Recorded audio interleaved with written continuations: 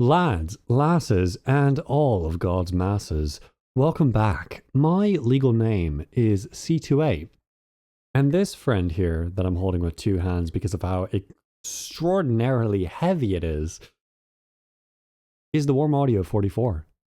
This is a ribbon microphone, the not 48 volt friendly type of microphone. And oh my goodness, it's so heavy. I can't put it on a stand because it simply would not support it. So instead, I'm holding it like a deli sandwich. But my mate who makes that fire passed this along my way to try out, and try out indeed I shall. You may hear that my voice sounds a little bit, it may sound muffled compared to how it usually is. It's not muffled. It's the sound of a ribbon mic. Ribbon mics are generally darker in their sound, and you're going to get a lot more of the low end captured. This probably looks really bizarre, just the way I'm holding it with two hands, as opposed to, yeah, it's like 9 pounds. It's a hefty boy. So today we had our first lecture of Project and Portfolio 3. Yes, indeed. So what's the class? Well, I was correct in my last video log in saying that it is us making a song, but a little bit more in depth. It is a class that's designed to help us become extraordinarily familiar with the techniques we learned in previous classes. So I think I can really sum up most of the class, the key points I wrote down, but I can go in order with everything that I wrote. So first off, we have an outstanding instructor, truly a iconic individual she is, Patrice. Patrice is our instructor for this course, and not bad, like good, like exceptionally good. Like, she's got character that some instructors maybe didn't have. Not naming names, not saying who, but it's nice to have some energy in the lecture. I will say that. I'm really curious how bizarre I look, because obviously right now you can't you can't see my face, but how much of my face can you not see when I do this? Well, I suppose if my mouth is here, I just move my eyes down to there.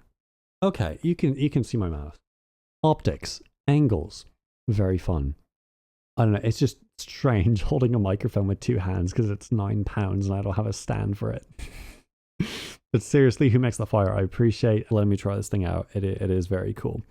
I just now realized that it does not work very well off axis. Off axis, it sounds really bizarre. So you have to be like really on axis with this thing. I'm learning as I go. This is literally my first time ever using a ribbon microphone. So if my technique is off, please forgive me. This is my first ever time using a ribbon microphone. So I may look like a noob because I am. So throughout this course, we're going to be making an independent, ready to release mix, an industry ready mix. It is a song that it needs to be between 2 to 3 minutes, no less, no more, just within that nice happy window of 2 to 3 minutes. And we have to fully create all the elements. We are going to be producing it. We're going to be mixing it. We're going to be doing all the production stuff to it. Even some pre-production that we're going to get into, I believe, either in lab tomorrow, I don't believe so though, or the second lecture, which is more likely. So the top things that this class is going to teach us is, number one, effective pre-production. So going over how do you actually get started with doing it. I'm sorry, you hear the metallic sounds there. I'm sorry. My fingers are on the case because here. I could try holding it like this. The center of gravity is really, really high. So it's kind of awkward holding it like this. Like I almost want to hold it on the side there. Truly like a sandwich, but I'll hold it like this. This seems like the most optimal way to hold it. Though this is not really the holding type microphone. It is not indeed. So effective pre-production. That is understanding the elements you're going to be using. That is, I think I have to be like pretty close to the microphone. Sorry, I'm just playing around with this thing. This whole video log is just C28 plays around with a ribbon microphone for the first time. It's got really, really good low end. Low and mid. It's like, I like it. Initially I was like, it sounds so muffled and filtered. But then I'm like, I'm listening to the wrong parts of it. This could work so well in so many applications. In fact, I think a talk box would be ideal for this, because I find that when I mess around with the talk box, it has way too much high end. So a ribbon mic would be perfect. Maybe I'll play around with that. Anyway, back to the main skills this class teaches. So effective pre-production, of course, that's kind of self-explanatory. Pre-production, before the production. Then critical listening is the next step. It is, hey, are you hearing the right things? Are you genuinely understanding how these plugins are operating?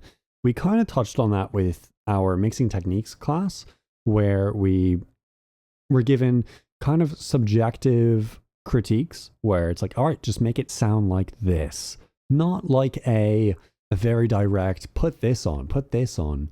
Just like use the plugin the way it's designed to. Use these dynamic and time-based effects properly and understand what they're doing. Next up is constructive feedback. Being able to not just give, but receive constructive feedback. Being able to implement that. One of the things that Patrice said is, this class is really trying to get you ready for industry level jobs. There is no room for any kind of mistakes in regards to not providing what the client wants, even improper file name. We'll get to that in a bit. Really, this whole course is getting you industry ready. So yeah, next point is delivering work to specifications. If you're working on, say, a game and you are providing the audio for that, your files need to be named exactly. Everything, every element, every space, every underscore, every not underscore, every capitalization, everything, 100%. So if you have an underscore in the wrong location in your file name, you will get docked points. It matters.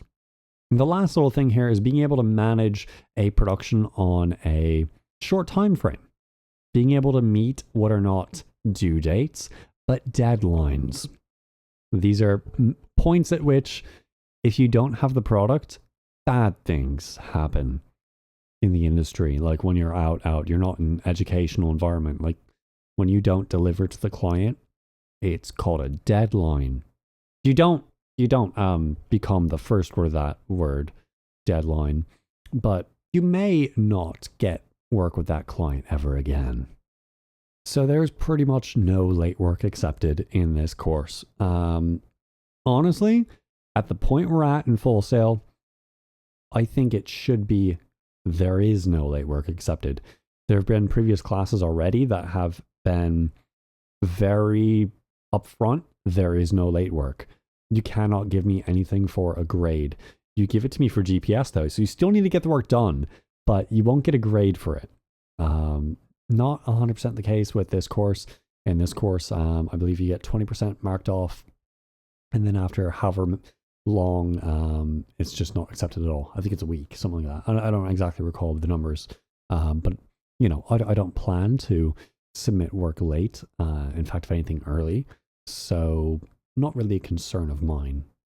The most important weeks of this course are going to be week 4 and week 3. So we kind of went backwards, going over from the end of the course to the beginning of the course. How significant are the grades? So week 4 is about 40% of your grade. That's a lot. That is a lot. Now, 10% of it is professionalism, and the rest is your project, is getting it submitted. Does it meet the parameters? Does it have all of the sections that you're required to have? Is it actually mixed? Did you use the techniques that are required? We haven't touched on those yet, so I don't know what they are. But the final product is what you're being graded on. Then week 3, you're just giving a simple stereo wave file. Kind of like, I don't know if it's a demo or a mix or what it is, but we're giving a not finalized version. I think actually here's what it is. It seems a whole lot like it's a mix. You're sending out a mix, and then you get feedback, and then you have to send in the revision. And my understanding is you only get 1 day for that. So that doesn't make sense that it'd be from week 3 to 4. So I might have got something wrong there. I forgot. Sorry, week 3, there is also a Pro Tools session you have to submit.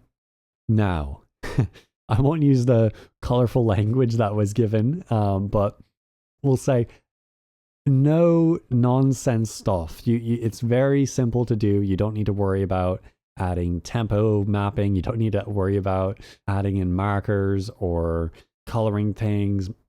Like, all you need for that Pro Tools session are your tracks in order with the BPM in the session. I'm pretty sure that's it. Yeah, Pro Tools session, BPM set, 2 bars of silence, track order set up, but like no markers, no tempo mapping, nothing crazy, just basic stuff. And while a Pro Tools session is required, this is more so for the mixing process. You can create in any DAW you want. If you want to use Logic, of course, you can use Logic. If you want to use Reaper, use Reaper. If you want to use Ableton, you can use Ableton. If you don't own Ableton, they have Ableton on the lab computers. You can use it there. Now, I would not recommend doing that if you don't have Ableton, because that means the only time you're actually working on your track is during lab, which is maybe not ideal. You probably want to be working on this outside of class as well. But I suppose it is definitely possible to get it done if you do everything in lab. And then weeks 1 to 2, as throughout the rest of the course, you're going to have labs that explain workflows in Logic and Pro Tools. So the first one is going to be workflows in Logic, which is tomorrow, which is going to also be on this video log. And then the day after, or the lab after that, is then in Pro Tools, which will be covered in the next video log. There are a few different plugins we're going to have to download for metering. Some LUFS stuff, some correlation stuff, some other things. I may as well pull up the page to really get the most accurate information, shouldn't I? Okay, I got the plugins here, which actually I need to download tonight. I'm going to go to sleep in about an hour and a half. So no editing tonight. Just quickly get this done. I'll let the post-production C28 from tomorrow work on editing this, and then we'll be good. So I'm literally just recording this and putting it nowhere, and then you're seeing this because post-production C28 did the rest. So we're going to need to have the Avid Pro Tools stock plugins, the ones that are in Pro Tools, just the basic stuff. If you took Mixing Techniques, you already have these. If you took Audio Workstations, you probably also already have these. So not really need to worry there. Now the new ones, you're going to want to download Voxengo Span. I don't know what that is, but it'll be explained later down. You also need the Ulean Loudness Meter 2, the Avid Complete Plugin Bundle, and Slate Digital Plugins. So I got a few here to download, and they also have some recommendations down here. So Fresh Air, Virtual Analog Bundle, Infinity EQ Kilohertz Bundle, THU Slate Edition, Verb Suite Classics, some good plugins that could assist you with your process. Okay, I lied. I thought that it would explain what the plugin that I didn't know what it was. It doesn't. I guess I should just know what it is by the name. I'll find out when I download it. Again, you can see highlighted there. It says, please only use this specific plugin for loudness units relative to full scale metering this month so that all of our results will read the same. The Ulean Loudness Meter 2 plugin. This one.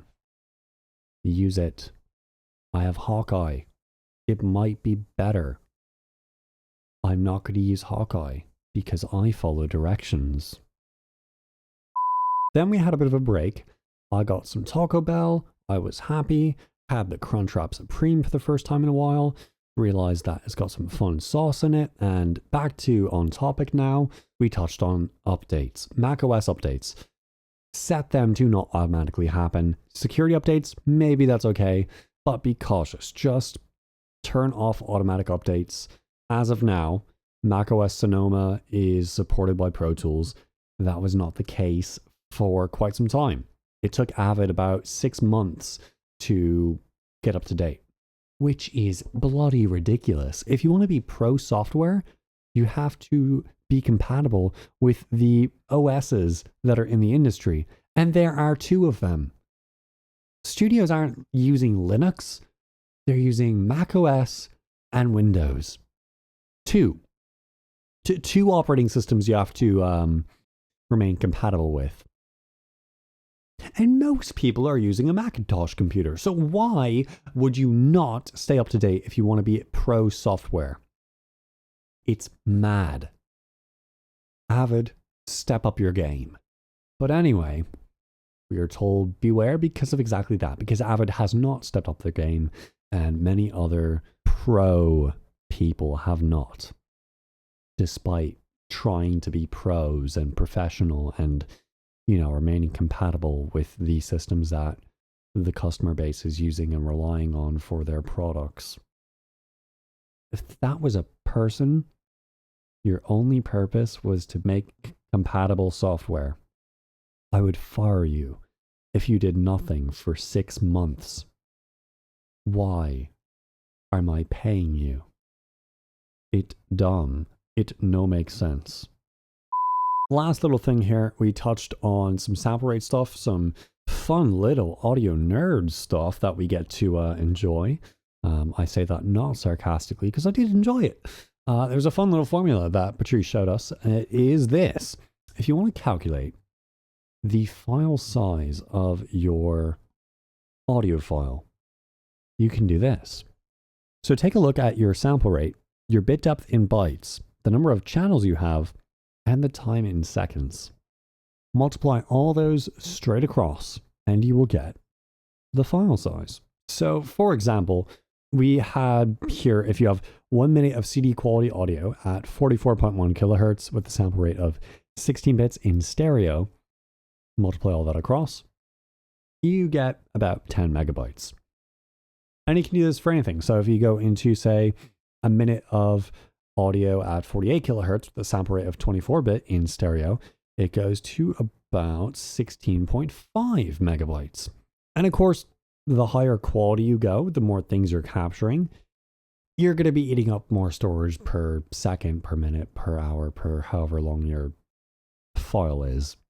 But that's pretty much it. I'm going to read off the key points. I did write down key points this time. So, key points I wrote down are this. Key point 1. The point is to be able to hear better by the end of the month. Truly understand what's happening at a deeper level.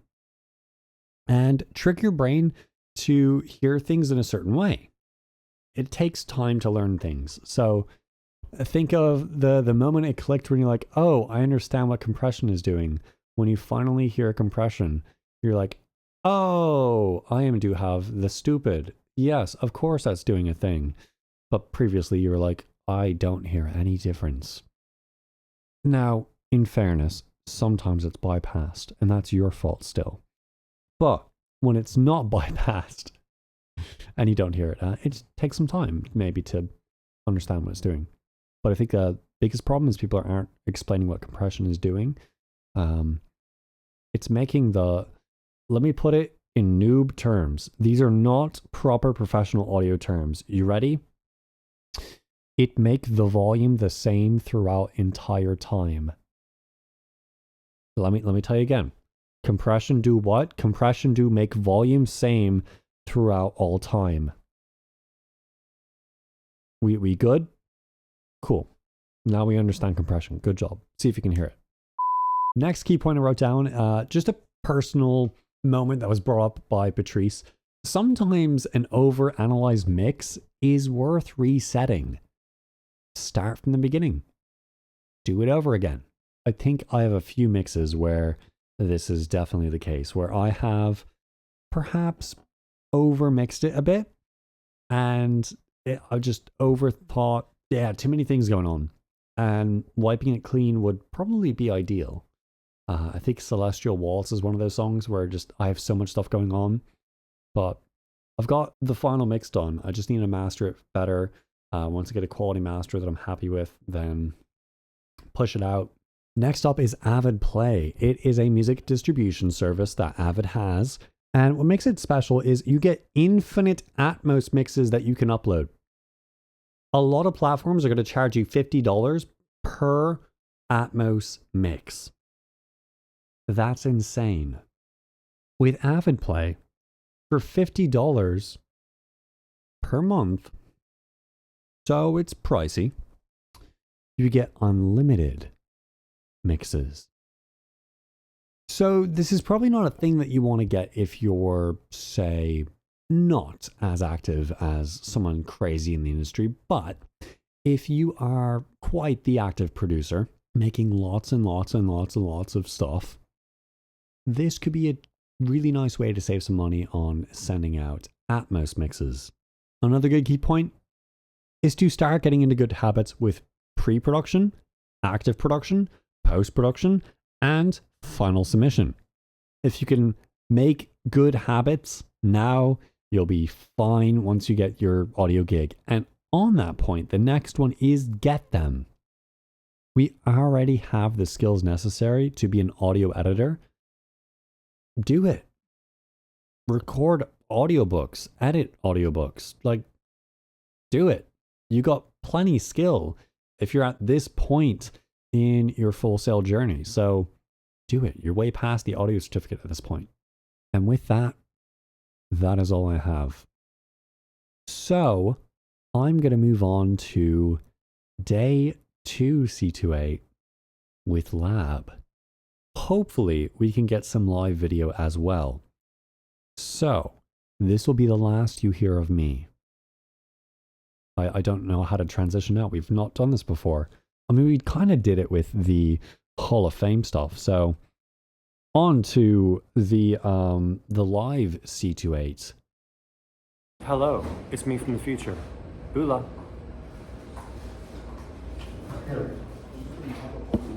So, first off, that equation that previous me gave, not totally accurate.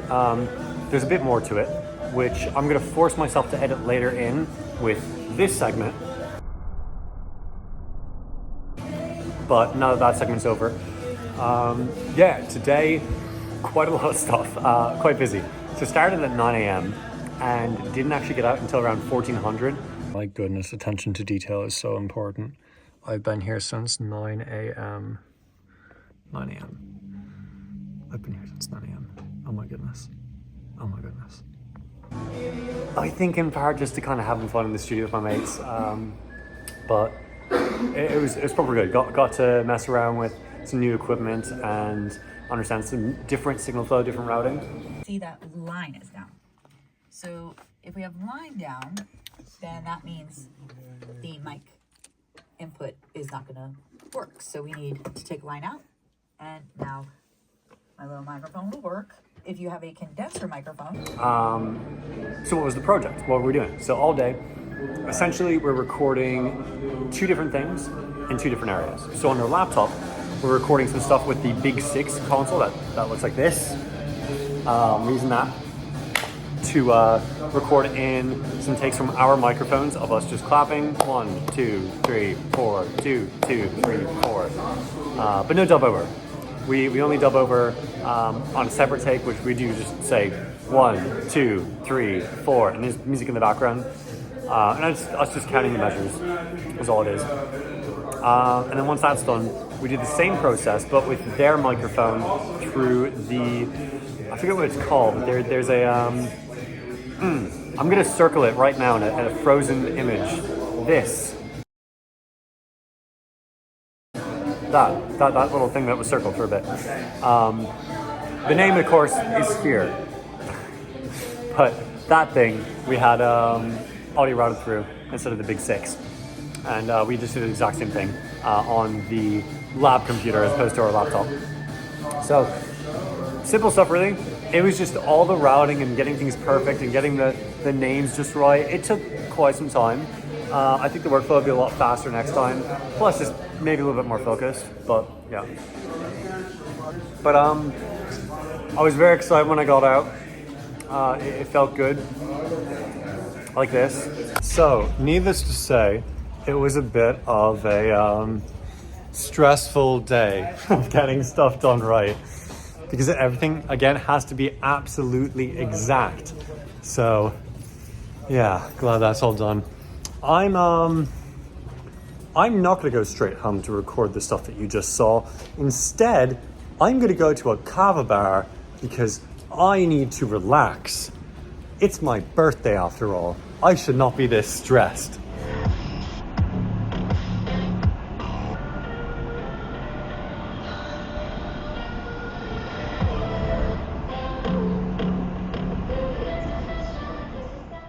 Finally, over at Kava Cove. Let's go enjoy some kava. Probably actually just kombucha, but we'll see. And all that leads us to now.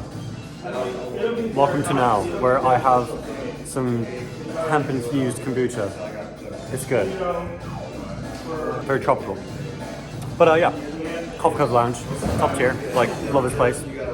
So, I don't think there's much else to say. I guess I should do the C28 stuff. So, as you see, I'm doing the stuff live here. I figured it's my birthday. I don't want to have to do like a bunch of crazy editing stuff. So we're shooting it here. There's ambient noise. It's the real world. I'm not gonna perfect it and get this like crazy high effort thing when I want to chill out because I've got way more stuff to do anyway today.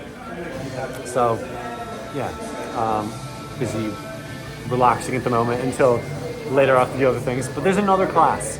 There's indeed another class going on. All your project portfolio classes after one. So from 2 to the last one, you have professional development seminars, which are, as I mentioned before previously in the project portfolio 2 course, professional development seminars kind of helping you gather yourself together as a professional for the industry, getting you ready, whether that's as an independent business owner, whether that's as an employee at a company, whatever it may be. And so we have some videos to watch. I don't have to submit anything until next week, but I want to get it all done this week if I can. It's probably over the weekend, get that done. But yeah. So, C28 segment. There's like not a whole lot. Yeah. We haven't started with making the song yet for the class, so I don't know exactly when it'll show that. It might happen in Lab 2 on Friday. It might happen the next Monday. I don't know. We'll see when it is. My guess is we'll start working on stuff for pre-production tomorrow in lecture. But I guess I'll just have to see. I don't know. But hopefully I can get you some more footage of the process. I think I showed you some behind the scenes stuff of like what it looked like. If I didn't and I only showed you the screenshot, then here again is the footage of stuff that's. But of course, if not, that was a dancing skeleton. As per usual. I don't have anything else for you, so I'm gonna go enjoy my kava. I'm gonna chill out and then maybe edit the video here, maybe not. I did indeed end up editing the video here. Maybe not even edit the video at all today and work on other things so I can chill out.